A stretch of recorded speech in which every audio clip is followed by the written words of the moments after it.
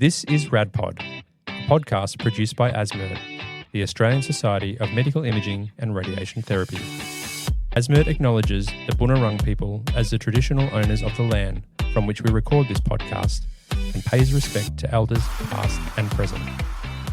Hello, I'm Steve Lacey and I'm the Director of Education for ASMIRT. Now, how would you like a bit of cash to do something great overseas for your profession? Well, in the current ASMIRT strategic plan, part of ASMIRT's mission is to embrace innovation in healthcare, and they achieve this through the pillar of supporting and promoting research and innovation. So what does this look like? Well, ASMIRT provides various scholarships and opportunities to its members, allowing them to explore the profession beyond the boundaries of Australia. One of these scholarships is the Dorothy Lorimer Bursary, and in 2025, ASMIRT had its first recipient of this bursary. And to talk more about the bursary, I'm joined today by past-ASMIRT President Carolyn Heyes. Welcome to Radpod, Carolyn. Hi, Steve. And I'm also joined by the first recipient of the Dorothy Lorimer Bursary, Dr. Laura D. Michele. How do you like being called doctor? Is it still new to you? It's still very new. Good. Laura's the Program Director for the Master of Medical Imaging Science at the University of Sydney and used this bursary to attend the 2025 edition of Optimax in Europe. Welcome to Radpod, Laura. Thanks for having me. So we'll hear more about Optimax shortly, but to start with, Carolyn, let's just hear about the Dorothy Lorimer Bursary. Can you tell us what this bursary is? Dorothy Lorimer left a significant amount of money to ASMIRT in her death, and we wanted to use it in the best way possible. Her actual will says for it to be used to now enable, she said young, but young is a fluid term, radiographers to attend overseas education events to bring that education back to Australia. Right. And who was Dorothy Lorimer? She was chief radiographer at the Alfred Hospital in Melbourne for well over 30 years. Sort of a bit of background about Dorothy because I did find out a bit more about her. She was one of two girls. Her parents died when they were quite young, but left them a significant amount of money. So they didn't ever actually have to work. They could have lived a life of leisure. But Dorothy found radiography and was a passionate person. She mentored many people. She herself travelled overseas a few times. To study over there and bring her knowledge back. She was one of the first people to do tomography and set it all up, but she mentored so many people at the Alfred Hospital, set up great education things for them so they could travel and do things. They actually have an exchange with a hospital in Scotland that she was partially instrumental in setting up with Jill Call. And she just loved radiography, was passionate to the point our retired radiographers lunch in Victoria is called the Dorothy Lorimer Retired Radiographers Lunch because she was one of the instigators of that as well. And when she died, she obviously left significant money, and she initially left us a certain amount and then at the end said, and any money left behind was to be given to ASMIRT, which the board sat on for about 2 years. We invested it and then looked at what we can do with this. And at the time we were saying we wanted something similar to the Churchill Fellowship. So when we set the amount we were spending, it is slightly less than the amount of interest we earn simply because we want to keep growing the principal, because at the moment we're saying $50,000 is a sizable amount of money, but in 20 years' time it won't. Yeah, right. So we need to keep growing that principle so that as inflation goes up and the years go up, we can increase the amount so it's always a significant bursary for the recipient. Yeah. Look, what a great legacy to leave and really give back to the profession itself. And it really goes to show, I think, how passionate Dorothy really was. So, Laura, hearing about this bursary, what made you decide to apply for it? I think for me, my reasons were twofold. I had heard about Optimax years prior and just thought that the concept itself was really amazing. So I wanted to learn more of what this was like and think about how I could then translate something like that into an Australian context. And the other reason is I just genuinely love travel. Like, it's one of my personal passions. So having the opportunity to push myself out of my comfort zone, to learn, and then to bring those things back to Australia, I saw the Dorothy Lorimer come up and I saw it as an opportunity to really merge all of my interests. Yeah, fantastic. So, Carolyn, what's the criteria for this bursary and how does the application process work? The first is you must have been a member of ASMIRT for 5 years before you apply, and you must remain a member for 5 years after, because it is a sizable amount of money that we're giving you. So that's probably number one. And then you need to put your application in. The bursary is for a single person. You can't put it in as a group. And you must be going overseas to learn something that cannot be taught in Australia, that's not available for you to learn. And then it's a fairly robust thing you have to go through. You've got to put in almost like an abstract first to the education subcommittee to say this is what I'd like to do. Yeah. And they will say, yes, we think this is a reasonable project, or no, it's not. And they do have areas that they look at. And then if you're given the okay, you then go ahead and do the full application, which is like any research grant. There's a lot of work put into there. Yeah. For you to actually get in there to make sure that we are getting the right person to go over there who's going to learn things and bring it back to the Australian population and better our education, better our treatment, better what we do for our patients. It really just depends on what your topic is when you go over there. Yeah. I really like that concept of the two-pronged effect, because that way then you're putting your first little application in, and then that way you know very well whether you're wasting your time or whether you should actually go ahead and actually do it. So I think that's a really good thing to do. I'm guessing that you were after some pretty high standards of applications as a board then. Yes, most definitely. In the first year we went out, we actually did not give the bursary to anybody. The committee felt that even though they had high quality applications, none of them actually fit exactly what they were looking for. And my understanding, Laura can agree, was that the applicants were sent back the information saying, we need more information about you. You need to tell us this, or you need to tell us that. We want more. Yeah. Because we're not prepared to give this bursary to someone who isn't quite going to follow through or do exactly what we think they should be doing. Right.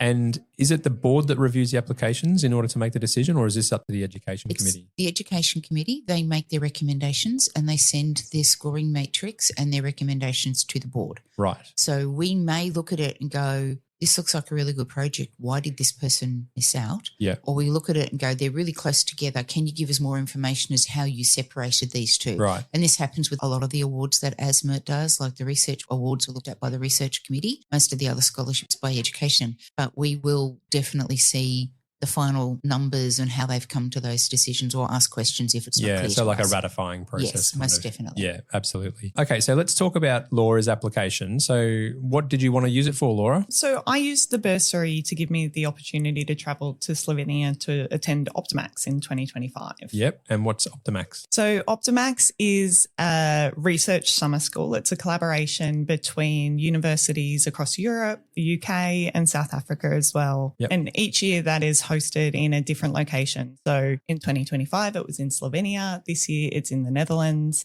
And the basic premise of Optimax is that it takes students through small-scale research projects to help them to develop their research skills. Yeah. But then if you scratch it a little bit deeper, there's so much more that goes on there and so many more things that they learn. So they're not only developing their research skills, they're also developing intercultural skills and leadership skills. There's lots of networking opportunities because you have all this cross-institutional collaboration. And so you're sharing knowledge and practice across the bounds of countries, which is really wonderful to see. And when you went, how many students attended for that time? So we had 20 students in the year that I went, that they were divided across 4 research projects, and we had 14 academics that attended alongside them to kind of guide them. Yep.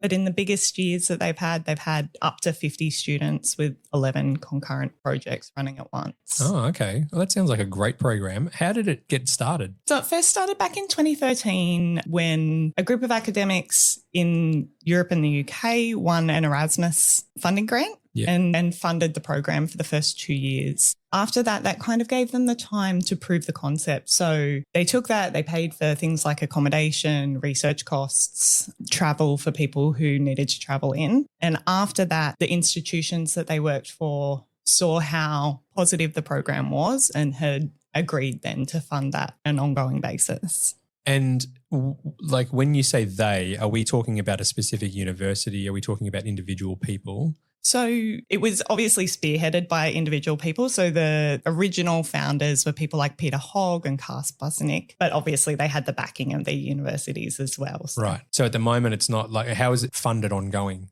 So it's funded by the institutions. By the institutions that they went through, yeah. Okay, sure. Carolyn, can you tell us why Laura's application was chosen as the preferred one for the Dorothy Lorimer Bursary for that year? One of ASMIRT's board's previews is to try and get more research happening, especially in the MI space. But Laura was bringing back skills that could be over any profession, into nuclear medicine, into anything, anyone there. So she could bring back something that could be shared so well amongst everybody. And we saw the need for that sort of thing to help people, because so many people think of research as heavy, in-depth research where I'm sure the projects that were done were not necessarily what most people generally think of as research. So for have her to come back, give us an idea of what research projects were done, how they went, the fact that there was going to be international collaboration, like that doesn't stop. She's still got all those contacts, which may be useful for everybody else. Yeah. And she came in well under budget too. Always helpful, isn't it? So Laura, tell us, what was your personal experience like at Optimax? How did you find it? So I know that it sounds really cliche, but it was honestly like a career highlight for me. Having the opportunity to go across and, as you say, you spend an extended amount of time with these people that you're working with. And so while we'd normally develop professional networks through opportunities like ASMIRT, at a conference, you've only got kind of 4 days to kind of talk to people and develop those connections. Whereas at Optimax, we had 2 or 3 weeks with people to like very intense time together to develop those networks and collaborations. And so for me personally, I have never led a research team before. I've been involved in research, but I'm obviously very early career researcher. So it gave me the opportunity to see what it was like in a really small, safe environment to lead a research team. And then also, as you say, Carolyn, to bring that back to Australia and to start thinking about, okay, well, how could we translate that into an Australian context? Because I'm now such a believer in this model, having seen the changes that it made in the students and having seen the impact that it made on my own career. Yeah. How could we then translate something like that for an Australian environment? Which is a perfect segue into my next question, which is, what grand plans do you have now that you can bring it back to Australia? Well, I guess the long-term goal is to set something like this up in Australia. Hopefully, I think, like in terms of goals, thinking to set up a small-scale pilot running in 2027. And at the moment, I'm looking for collaborators. Yeah. But one of the things I kind of want to change a little bit about the model over in the European Optimax, it's very centered around academics and students. But I think that we have a real opportunity to expand that here, to bring in clinicians as well, so that we can start to kind of really make sure that the questions that clinicians have are being answered in rigorous ways, and that we can show students the value of being really evidence-based in their practice, that research isn't a hard thing to do. You just need a few skills to get you started. Yeah, that sounds like a great idea. And look, we can also add your LinkedIn handle as well to the show notes so that people can connect with you if they're interested in collaborating as well. Carolyn, based on what Laura has just described, how do you feel about this meeting the objectives of the bursary itself? It's exactly what we wanted, Steve. It's collaboration, it's international collaboration, it's giving everybody in our profession a chance to learn and grow and understand that research can be more, just so many different things in so many different ways. But the idea of collaborating and getting our students now learning how to do it so that we can grow this culture is just amazing. So it's exactly what we wanted, and we're really looking forward to seeing Laura's articles and papers, and it's just going to be a groundswell of wonderful things for us, we believe. Yeah, and it just shows that the system is really working, doesn't it? Thanks to both of you for joining me, but just one final question for each of you. Carolyn, for anyone wishing to apply for the Dorothy Lorimer Bursary in the future, what are your recommendations for their application? They need to make sure, firstly, that they can't find something similar here in Australia that's going to give them what they need. Secondly, be very, very detail orientated when you're looking at it. Make sure that what you want to do can be done. Even possibly set up some, if you want to go and interview people, maybe pre-set up some things or contact those people first, because they may not be interested in talking to you. And making sure you understand everything that's to be done. I would suggest that they actually speak to Laura, because she can then fill them in on the other things that are done. But really try and find a gap in Australian MRPs. What is the gap? What can we do to fill it? What can be done? Or what can you do? Where can you go and learn and bring this information back and fill the gap?